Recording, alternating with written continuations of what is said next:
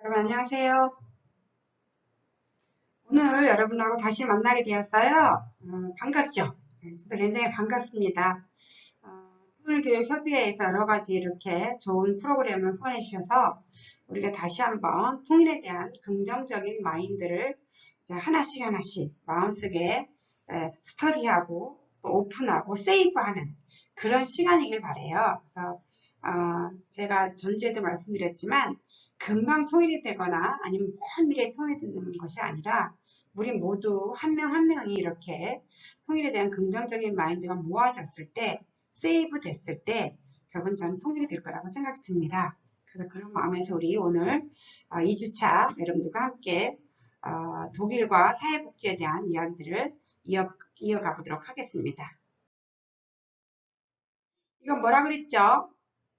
고리, 통일교육협의회의 아이콘입니다. 고리. 서로 연결고리를 갖고자 애쓰는 단체입니다. 여러분들이 기회가 되시면 서로 협조해 주시고 또 이런 아카데미에 서로 협조해 주시고 이런 것이 좋은 것 같아요. 서로가 긍정적인 마인드를 가지고 남과 북을 연결하는 한 번 더 하나 되는 그런 역사가 있었으면 좋겠습니다. 오늘은 이제 독일의 한 어떤 엘버필드라는 그 도시에 대한 이야기인데요. 그 도시가 어떻게 사회복지를 했는지를 한번 보도록 하겠습니다.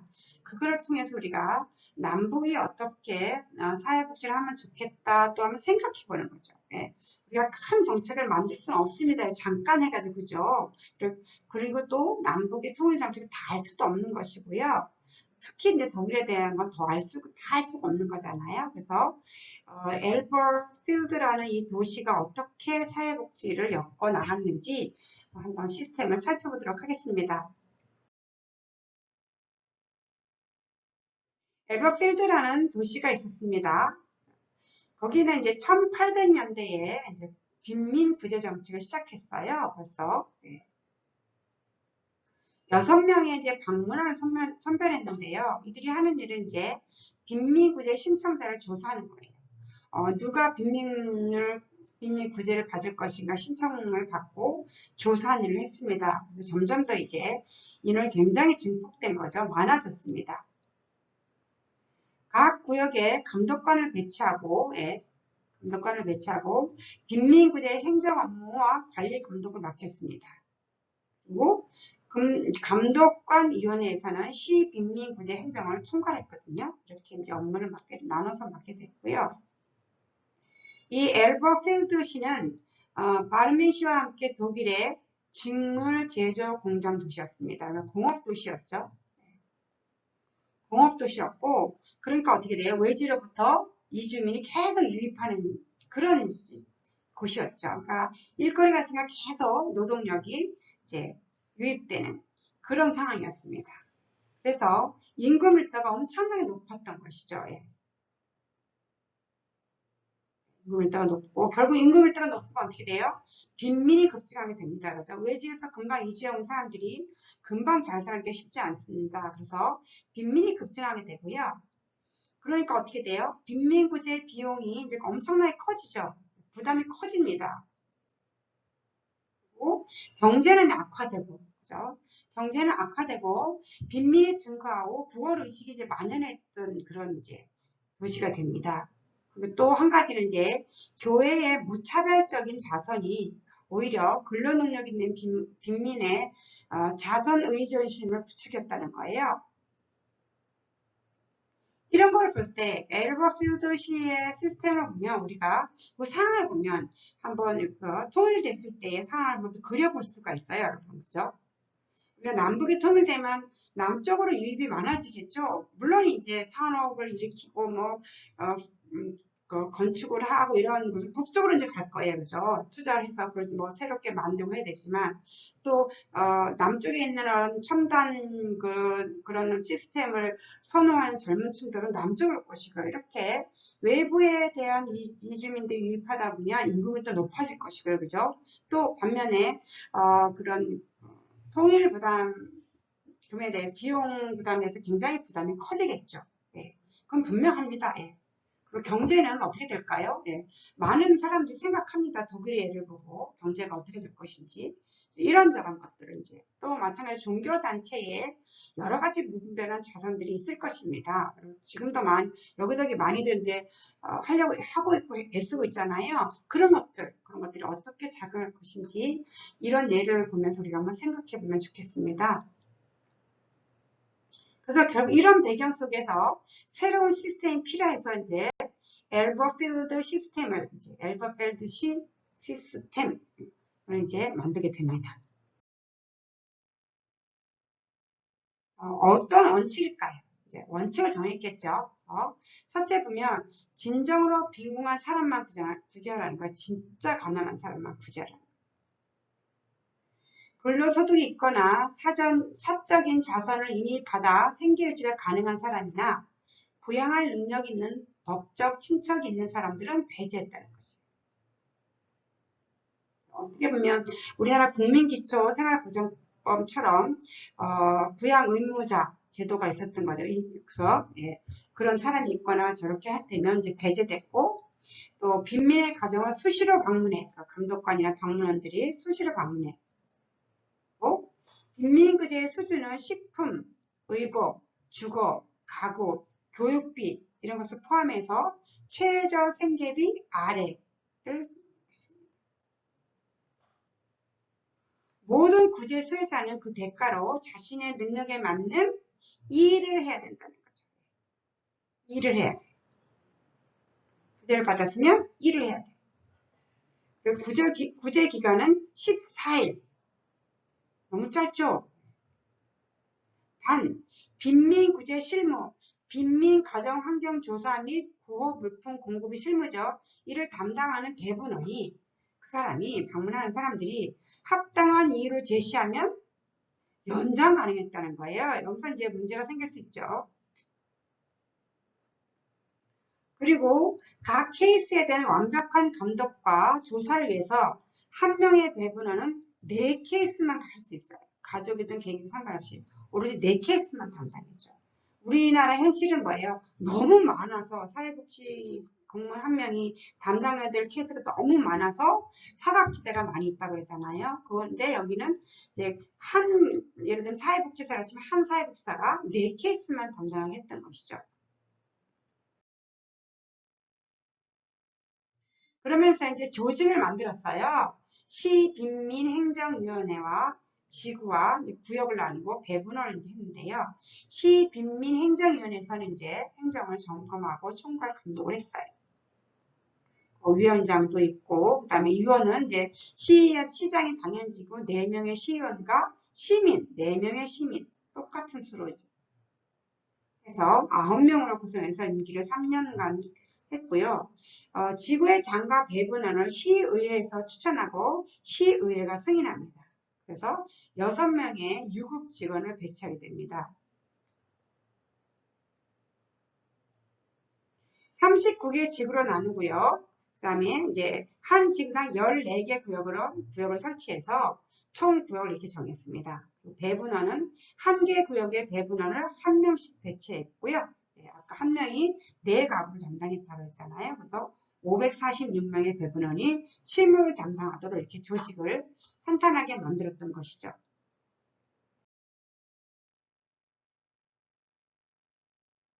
이제 구빈 행정 이제 조직을 한번 보게 되면요. 무보수 배분원이 있었어요. 그 배분원들은 결국 무보수였던 것이죠. 그래서 공무원, 장인, 상인들이 많았고요. 이들의 기본 임무는 이제 빈민구제 신청자 조사하고 빈민구제 수혜자를 가정 방문하는 일인데요. 신청자 수혜 결정은 지구장이 주재하는 정기적인 지구의회를 통해서 하게 되고 배분원에게 이제 구제를 신청합니다. 그래서 일시적인 빈곤 완화보다는 국어의식을 방지하는 교육적 접근이었고요. 빈민 가족과 연락을 유지했습니다. 그들의 삶의 조건 변화를 파악하고 보고하고 또 빈민의 구직을 돕고 빈민과 지주 사이의 조정 역할과 조언, 또 질책 이런 것도 했다는 것입니다. 그래서 엘버필드 시스템은 원외 구제와 현금급여와 시 예산과 자선재단으로 이루어졌습니다. 이렇게 골고루 이렇게 구제에 대한 행정들을 탄탄하게 했던 것을 볼 수 있습니다. 그러면 엘버필드 시스템의 특징을 한번 살펴볼까요? 빈곤을 일시적으로 완화시키는 것뿐만 아니라 국어의식을 방지함으로 빈곤을 예방하는 데 목적이 있었다는 거죠.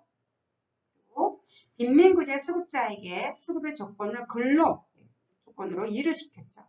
그래서 거리는 조건 없이 빈민구제를 신청할 수 있고 근로 능력 있는 빈민은 근로를 해야 됐습니다. 셋째는 이제 효율성을 발휘하기 위해서 배분을 한 명당 4케이스 정도만 할 수 있도록 했죠. 그러면서 이제 배분의 인격과 경험과 수완도 중요시했습니다. 넷째, 자원봉사자를 최대로 활용했던 것이죠. 그죠? 예, 무보수 배분은 있었죠. 활용하고 행정위원과 지구장 배분은 전부 다 무보수 명예직이었던 거죠.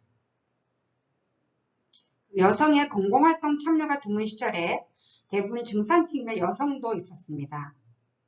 다섯 번째, 영국의 빈민법과 달리 시설 보호를 배제하고, 원해 보호했죠. 배제하고 빈민구제 신청자의 소득을 수급자 선정 기준으로 삼았습니다. 그리고 국어의식을 억제하고 검선 습관과 일하고자 하는 열망을 심어주었다는 것입니다.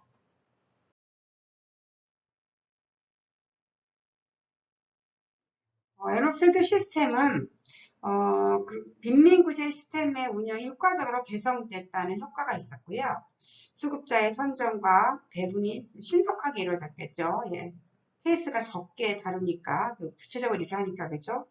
셋째, 빈민구제의 비용이 절반으로 감축됐고 빈민의 생활 조건도 개선되었습니다.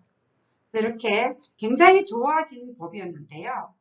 결국은 이제 19세기에 계속해서 이제 이주민들이 증가하게 되죠. 그러면서 에너필드 시스템 하나만 갖고는 역부족을 이제 경험하게 됩니다. 그래서 이제 빈민구제가 다시 중앙 집권화로 회귀되는 이런 상황이 되긴 했는데요. 엘버필드 시스템을 통해서 우리가 급증하는 도시로의 인구에 대한 어떤 구제 시스템이 어떤가를 살펴보는 데 좋은 효과가 있었던 것 같습니다. 이제부터 우리가 통일 독일의 복지 상황에 대해서 좀 함께 나누고자 합니다. 특히 이제 어떻게 통일 전에 서독은 어쨌고 동독은 어떤 상태였는지 파악하는 게 필요한 것 같아요. 그러므로 인해서 통일이 되면 어떻게 되겠구나 이런 것을 한번 생각해 보고자 합니다. 그래서 먼저 통일 전 서독 어떤 상황이었을까요? 실업률이 증가했습니다. 당시에 1970년대 후반에 특히 1970년대에 오일 쇼크가 있어서 전 세계 경제가 한번 흔들렸던 적이 있어요. 그래서 우리나라 망하는 거 아닌가? 왜 석유 한 방울 안 나는 우리나라에서 어떻게 이런 얘기가 되게 많았었거든요. 그래서 그렇게 되면 이제 결국은 비정규직이 이제 늘어나게 됩니다. 정규직은 없어지고요, 그죠? 비정규직이 늘어나면서 고용의 양과 질의 변화가 옵니다. 직접으로 형편없는 직장들이 많이 생기게 되고요. 그러다 보면 나라에서 이제 전통적인 복지국가 모델에다가 자유주의 색채를 강화하게 됩니다.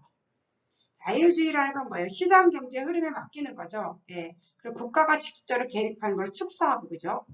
결국은 이제 이런 것들을 위해서 이제 재정 안정 정책을 쓰게 됩니다. 국가는 이제 재정 안정화를 강조했고요. 실업률이 굉장히 이제 높아지기 때문에 계속해서 높아지기 때문에 노동 감축을 합니다. 노동력 공급을 감축하고 이런 전략들이 결국은 사회적으로는 남성에게는 실업급여와 연금 수급의 의존도 높이게 됩니다. 그러니까 그래서 왜냐면 이제 고용 정규직이 아니고 비정규직이다 보니까 자주 이제 실업하게 되죠. 의존도가 높아지게 되고요. 여성에게는 남성 소득자에 대한 의존도, 남자에게 남편에게 의존도가 높아지죠. 그래서 또 노동시장의 경직성은 이제 고용 창출을 어렵게 합니다.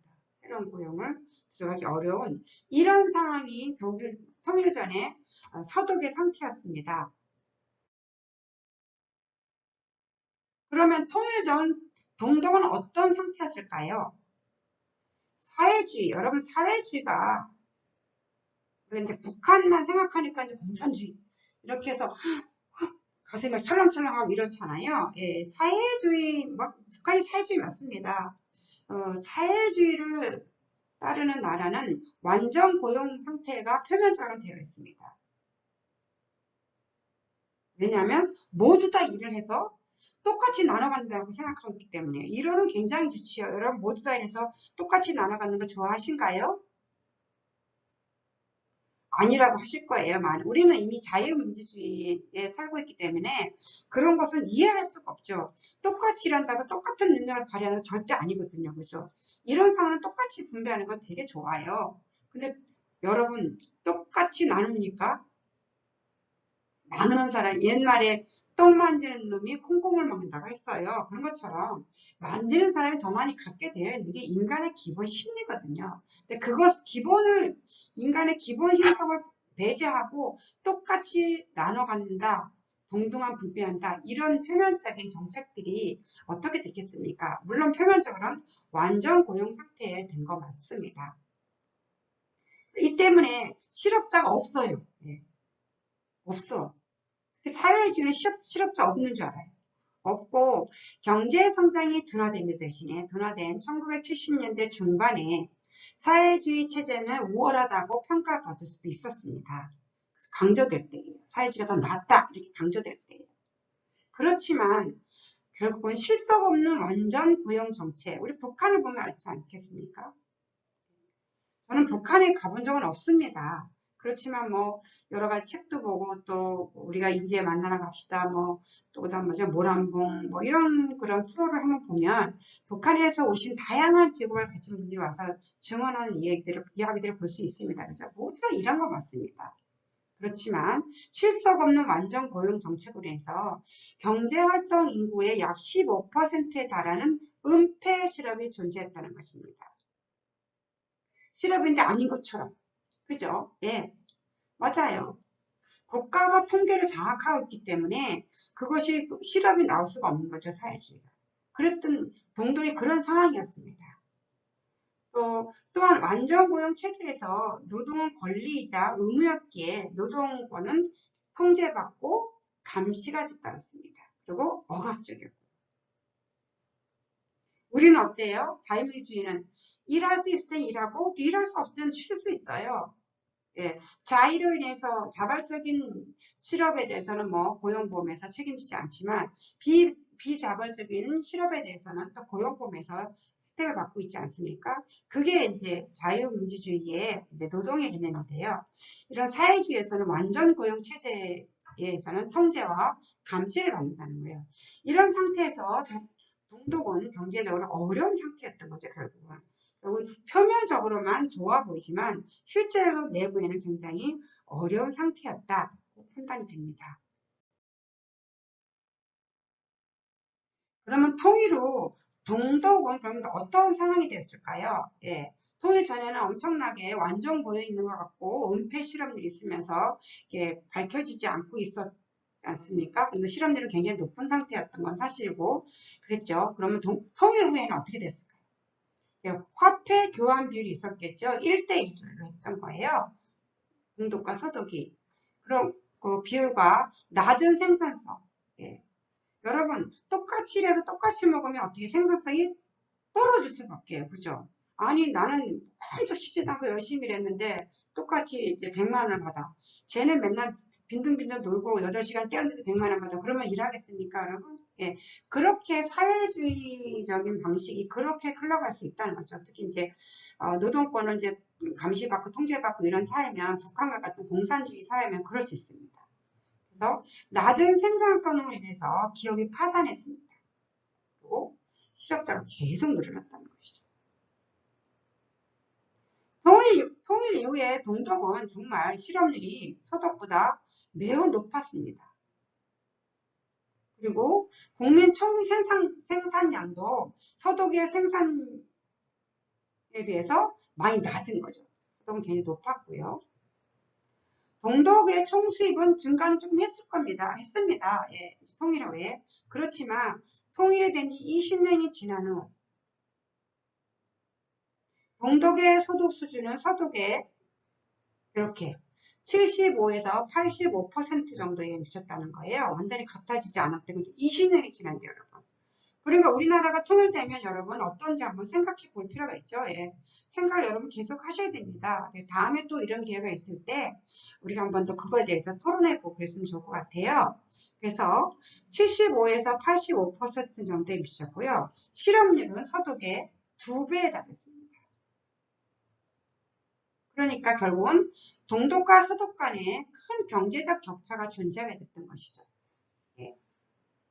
그러면 결국 경제적으로 동독보다 훨씬 양호한 서독이 어떻게 돼요? 통일 비용. 예. 이게 제일 문제인 것 같아요. 통일 비용을 엄청나게 대거 분담할 수밖에 없는 상황이 되는 거죠.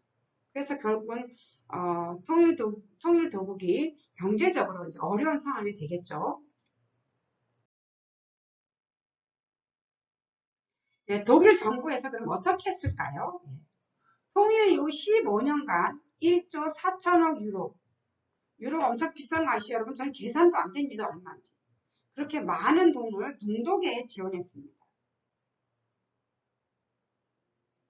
그리고요, 지원금의 재원은 어떻게 마련했을까요? 연방정부, 그다음에 서독인들이 내는 각종 보험료, 또 서독에 부유한 주로부터 captur한 돈, 통일기금, 연대세 이런 것을 해서 재원 마련했다는 것이에요. 그렇게 통일기금을 마련하기 위해서 각종 또 세금도 인상하고 공공재정 지출을 축소했습니다. 그죠? 그러겠죠.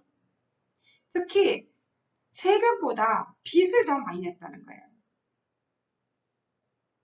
빚을 더 많이 끌어모아서 통일비용을 충당했다는 것입니다. 결국은 이 때문에 동독의 빚 규모는 통일 직후 서독이 모든 빚을 떠안게 돼요. 동독의 빚을 떠안게 됩니다. 그럼에도 불구하고 1998년 이후 서독을 능가하는 빚이 또 독일에게 동독 쪽에 있었던 거죠. 그러나 빚이 동독의 경제 기반을 재건하는 데 쓰이지 않고 오히려 오용되었다는 것입니다. 그래서 재정 부채가 점점 동독은 늘어나게 됐고요. 이에 따라서 서독의 가난한 주는 늘어나게 됩니다. 왜? 비용이 계속해서 동독에 지원해야 되니까 가난한 주가 늘었고요. 서독 역시 부자주가 내는 지원금을 동독이 아닌 서독의 가난한 주에게 부담해야 한다고 주장하게 됐습니다. 부자만 할 것이 아니라, 그렇죠?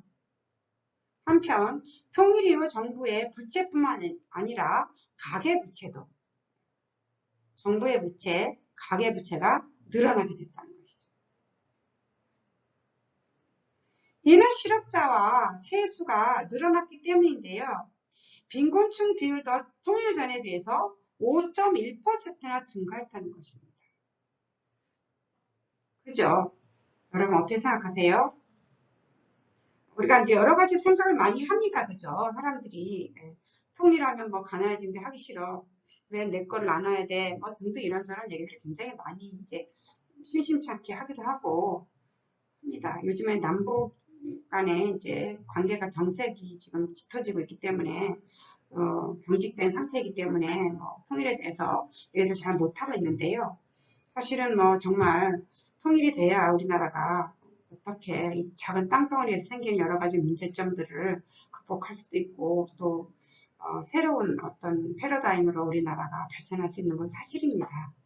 근데 이제 독일 정부의 통일 전후 사정을 살펴보면 이런 일이 있기 때문에 그것을 우리가 잘 이렇게 연구를 해서 우리나라에 적용해야 된다는 생각이 들죠. 그렇지만 무엇보다 중요한 것은 통일을 향한 긍정적인 마음을 하나하나 모으는 게 중요하다고 말씀드렸죠.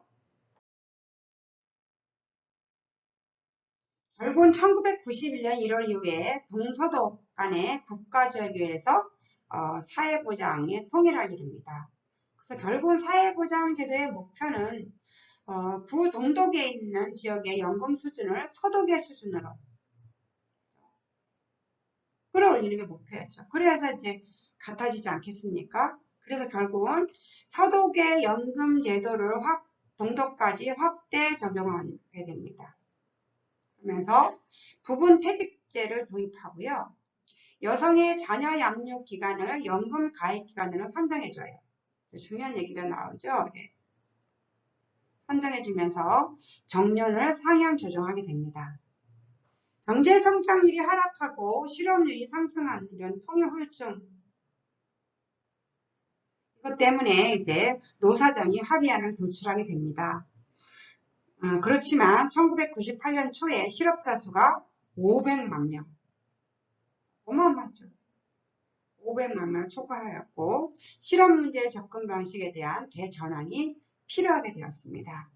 이렇게 통일을 하기 위해서 독일도 서독과 동독 사이에 그런 갭이 되게 컸지만 많은 그런 어떤 서독의 불리한 조건을 감수하면서까지도 이렇게 통일 독일이 이렇게 만들어져 왔습니다.